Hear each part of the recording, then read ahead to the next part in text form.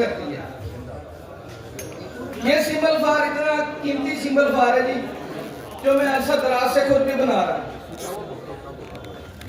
آپ نے تولا تولا کی 5 ڈلیاں لینی ہے سمبل فار بلوری کی، کیونکہ کانی تو ملتا نہیں ہے، اور بلوری لے لیا کریں جو شیشہ نما ہوتا ہے، دودھیا نہ لیا کریں۔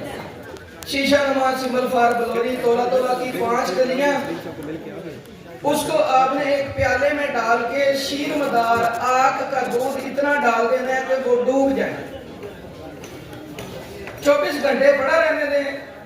اگلے دن صبح دودھ جو ہے آگ کا شیر مدار جو ہے وہ فجر کی نماز پڑھ کے صبح صبح نکالنا چاہیے، اس وقت وہ دودھ سب سے زیادہ بہترین رزلٹ دیتا ہے۔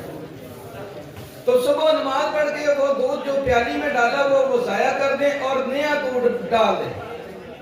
اسی طریقے سے 21 دن اس سمبل فار کا دودھ چینج کریں۔ اس کے بعد 1 پاؤ نمک ہرمل ہونا چاہیے آپ کے پاس، ہرمل بوٹی کا نمک 1 پاؤ، آدھا کڑائی میں نیچے آدھا اوپر، درمیان میں تولا تولا کی یہ شیر مدار والی ڈلیاں رکھیں اور 2 چوبی آگ پہ صرف 12 گھنٹے پکا دیں۔ ڈلیاں پہلے پھولیں گی تھوڑی تھوڑی، پھر بیٹھ کے چرخ کھا دیں گی، اس کے بعد ٹھنڈا کر کے ان کو نکالیں۔ آپ کا اکثیری سمبل فار قائم النار جاری گواسی تیار ہے۔ اس کی دانہ کھاشی خوراک دینی، زیادہ نہیں دینی، اور 3 دن کے وقفے سے دیں۔ 5-7 خوراکیں قوت دفاع کے لیے کافی۔ جن دوستوں پہ ایلوپیتھک کی گولیاں اثر کرنا چھوڑ دیتی ہیں، یا وہ کہتے ہیں یار ہم نے بڑی دوائیاں کھا لی ہیں کوئی اثر ہی نہیں کرتی، تو یہ سمبل فار آزما کے دیکھیں، انشاءاللہ اس بندے کو بھی خوشی ہوگی اور آپ کو بھی خوشی ہوگی۔ تو یہ سمبل فار ہے جی۔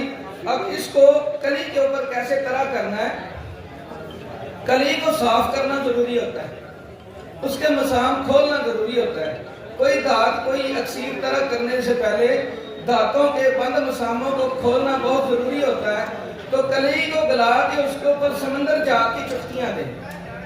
اگر 100 گرام کلی ہے تو 100 گرام سمندر جھاگ کی چٹکیاں دیں تو وہ بہترین صاف ہو جائے گی۔ اب نئے برتن میں اس کو گلائیں اور فل تیز بھٹی پہ رکھیں۔